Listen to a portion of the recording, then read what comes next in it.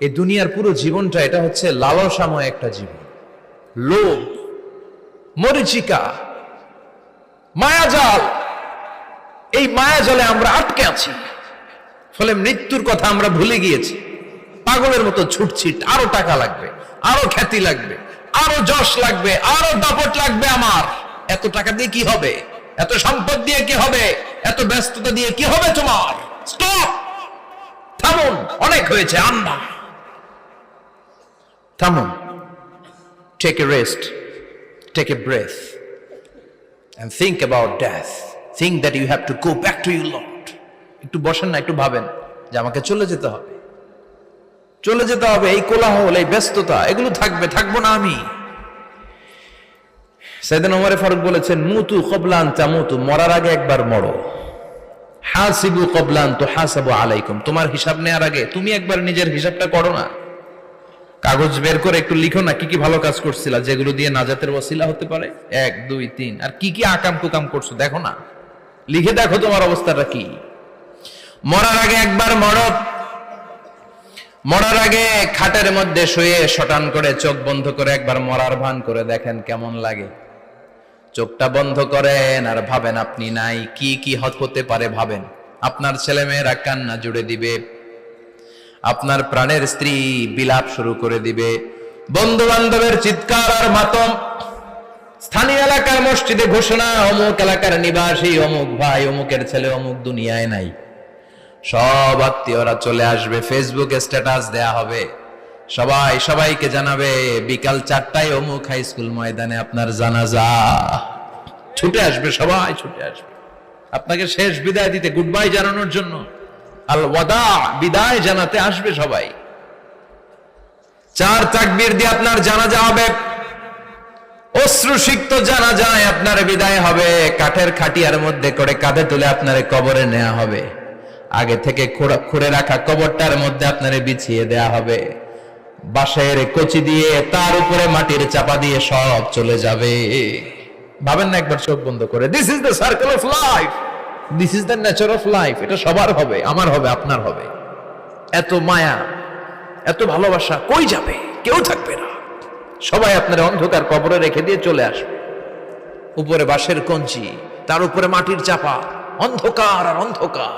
এই অন্ধকার যেন শেষ হতে চায় না, শুধুই অন্ধকার, ঠিক কিনা? এজন্য আমাদের চলে যেতে হবে। দাদা গেল, চাচা গেল, মামা গেল, আমাদেরকেও যেতে হবে, জোরে কোন ঠিক কিনা? একদিন মাটির ভেতরে হবে ঘরে মন আমার, কেন বন্ধ দালান ঘর, প্রাণ পাখি উড়ে যাবে পিঞ্জর ছেড়ে।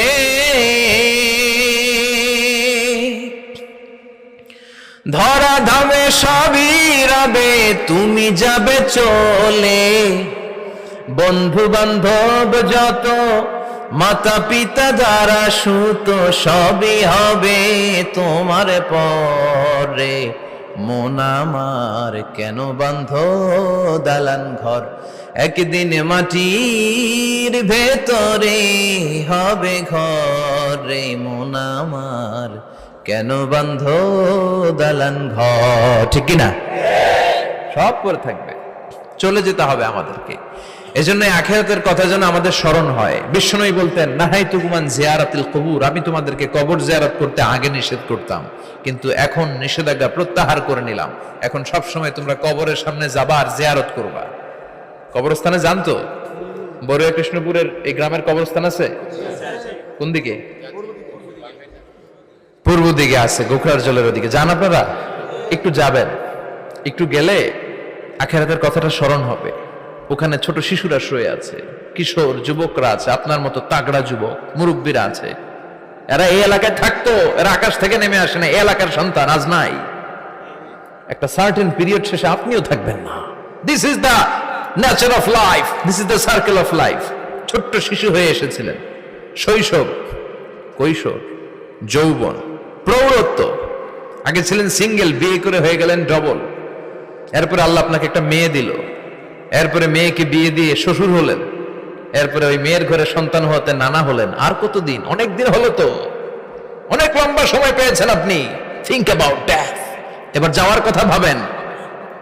আখিরাতের সামানের কথা ভাবেন, ফিরে যেতে হবে। কি শক্তিশালী যুবক, বার্ধক্য চলে আসলে লাঠি ছাড়া চলতে পারে না। কুচকুচে কালো দাড়ি সাদা হয়ে যায়, দাড়ির শুভ্রতা, বয়সের ভার, রং ধরা যৌবন জং ধরে শেষ, ঠিক কিনা? This is the circle of life.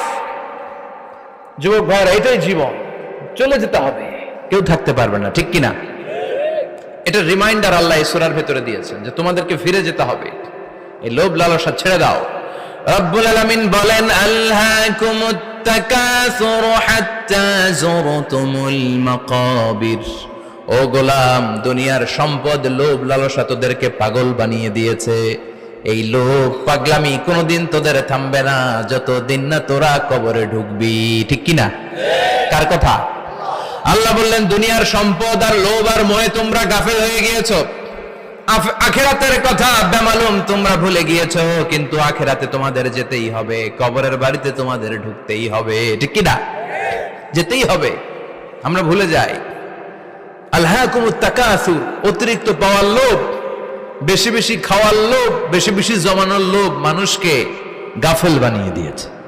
এটা মানুষের স্বভাব, আরো চাই আরো চাই, এই স্বভাবটা আছে না নাই? দেখবেন ছোট বাচ্চারা মসজিদের দোয়া অনুষ্ঠান শেষে জিলাপি দেয় না?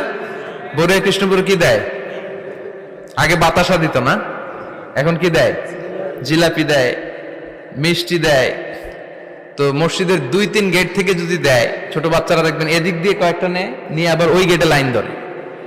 ওর হাত হলো ছোট হাত, ওর হাত ভর্তি জিলাপি, আর নেওয়ার জায়গা না, এরপর আরেক জায়গায় লাইন ধরছে, আরো লাগবে আরো লাগবে, এই আরো আরো আরো চাই, এই স্বভাবটাই মানুষকে কুড়ে কুড়ে শেষ করে দিয়েছে।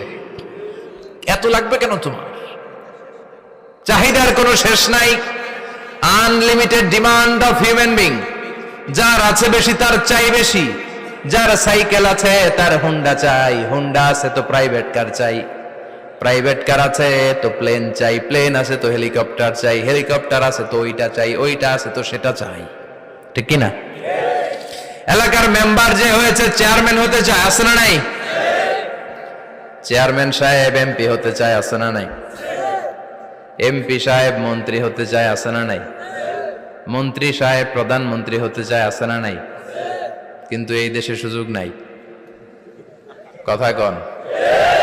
এই দেশে প্রধানমন্ত্রী সিলেক্টেড, 2-3 জনের বাইরে কেউ প্রধানমন্ত্রী হইতে পারবি না, ঠিক কিনা? আমার এই জীবনে তো আমি 2-3 জনই দেখলাম।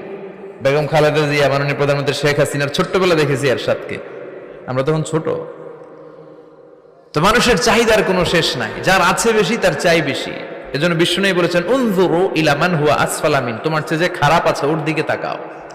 ওয়ালা তানজুর মান হুয়া আ'লা মিন, তোমার চেয়ে যে ভালো আছে ওর দিকে তাকায়ও না, তোমার চেয়ে যে খারাপ অবস্থানে আছে ওর দিকে তাকাও। অনেকে নিজের অবস্থান নিয়ে সুখী না, এরকম আছে না নাই? আল্লাহ আমার এটা দিল না রে, ওইটা দিল না রে, পাইলাম না রে, কিচ্ছু হয় না, কি করব জীবনে, হতাশ। আসলে আছে কিন্তু অনেক, কিন্তু শুকরিয়া নাই, ডাকাত, ঠিক কিনা? নিজের অবস্থান নিয়ে সুখী না, কিন্তু অনেক লোক আছে তারা আপনার অবস্থানে পৌঁছতে চায়। তাদের দিকে তাকিয়ে দেখেন, আপনি যে অবস্থানে আছেন এই অবস্থানে পৌঁছাটা অনেকের কাছে স্বপ্ন। তারা প্রতিনিয়ত সংগ্রাম আর স্ট্রাগল করে যাচ্ছে আপনার অবস্থানে পৌঁছতে, আর আপনি এটা নিয়ে সন্তুষ্ট না। শেখ সাদির নাম শুনেছেন? বালাগাল উলা কাশাফাত দুজা, এই কবিতাটা রচয়িতা, ইরানের বিখ্যাত এক কবি। উনি একবার আর্থিক সমস্যার মধ্যে দিয়ে সময় কাটাচ্ছেন, টাকা নাই, পয়সা নাই, পায়ে দেওয়ার মতো জুতা নাই। উনি খুব দুঃখ পেলেন, হায় রে, আমি ইরানের এত বড় কবি, আমার পায়ে দেওয়ার মতো জুতা নাই। দুঃখ ভরা মন নিয়ে রাস্তায় হাঁটতে বেরোলেন। হাঁটতে হাঁটতে হঠাৎ দেখলেন একটা লোক শুয়ে শুয়ে কাঁদছে, ওই লোকটার 2টা পাই নাই, পাই নাই। উনি সেজদায় পড়ে গেলেন, আল্লাহর কাছে ক্ষমা চাইলেন, আল্লাহ অনেক দিয়েছো, শুকর আলহামদুলিল্লাহ। এজন্য যেই পরিস্থিতিতেই থাকি না কেন আমরা কি পড়বো? জোরে বলেন, কি পড়বো? এজন্য আল কানাতু মিনাল ইসলাম, অল্পে তুষ্ট থাকার নাম হলো ইসলাম। সম্পদ লাগবে কিন্তু সম্পদের পাহাড় লাগবে না, ঠিক কিনা? অল্প খান, অল্প পড়েন, অল্প জামান, অল্পের ভেতরে বরকত ঢুকাইয়া দিছে কে? দেখবেন যাদের সম্পদ অল্প তারা সুখী বেশি। জরিপে এটা দেখা গিয়েছে, অনেক সার্ভেতে এটা এসেছে, যারা সম্পদশালী এরা দুঃখী বেশি। এদের দুঃখ বেশি, টেনশন বেশি, খুব স্বাভাবিক। টাকা যার বেশি, রোগ তার বেশি। টাকা যার বেশি, টেনশন তার বেশি। টাকা যার বেশি, ঘরে শান্তি তার কম। আছে না নাই? ঘরের ভেতরে অশান্তি, ছেলে কথা শোনে না, ছেলে টানে গাঞ্জা, মেয়ে করে পরকিয়া। আছে না নাই? স্ত্রী কথা শুনে না, ভালোবাসা নাই, ঘরটা জাহান্নামের টুকরা।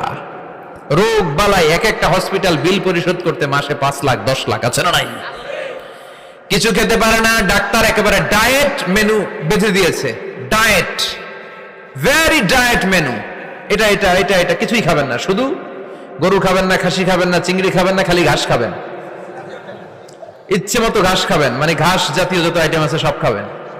শাক খাবেন, সবজি খাবেন, সালাদ খাবেন। গরু, চিংড়ি, মুরগি, গোশত, ইলিশ কিছু খেতে পারে না।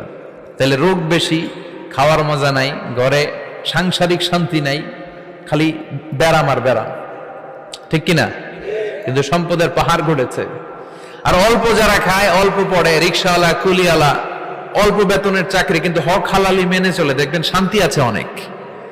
হ্যাঁ, বাসা ভাড়া দেয়, ফ্যামিলি চালায়, বাচ্চাদের স্কুল বিল, এরপরও মাস শেষে 1-2 হাজার টাকা হাতে থেকে যায়। আর ওর প্রতি মাসে 10 কোটি টাকা ইনকাম, তারপরও ব্যাংকের ঋণ আছে না নাই? সুখ কারে বলে? কিভাবে আপনি সুখকে ডিফাইন করবেন? সুখ তো টাকায় কিনা যায় না। শান্তি টাকা দিয়ে হয় না, শান্তি দেওয়ার মালিক কে? শান্তি আছে অল্প খেয়ে শুকর করার মধ্যে, শান্তি আছে আলহামদুলিল্লাহর মধ্যে। চিল্লায় বলেন ঠিক কিনা? এজন্য অল্প খাবো, অল্প পড়বো, অল্প জামাবো, অল্পের ভেতরে বরকত দিয়েছে কে? দেখেন, ধনী ভাইরা খেতে পারে না, কিন্তু রিক্সাওয়ালার কি সমস্যা হয়? রিক্সাওয়ালারা সব খেতে পারে। কুলিওয়ালা, দিন মজুর, এরা একেবারে স্লিম, সুঠাম দেহি, মেদহীন পেট, পেটে কোনো মেদ নাই, ভুড়ি নাই। আর কোটিপতিদের মেদ আসারা নাই, এত বড় বড় পেট। ঠিক কিনা? আমাদেরও পেট আছে, তবে হালাল পেট। এটা হারাম টাকা দিয়ে এই ভুড়ি বানাই নাই আমরা। ছেলে বলেন ঠিক কিনা? রিক্সাওয়ালা, কুলিওয়ালা নিজেও নামাজ পড়ে, বউ নামাজ পড়ে, বাচ্চাটাও নামাজ পড়ে, রিক্সা চালায় আর জিকির করে লা ইলাহা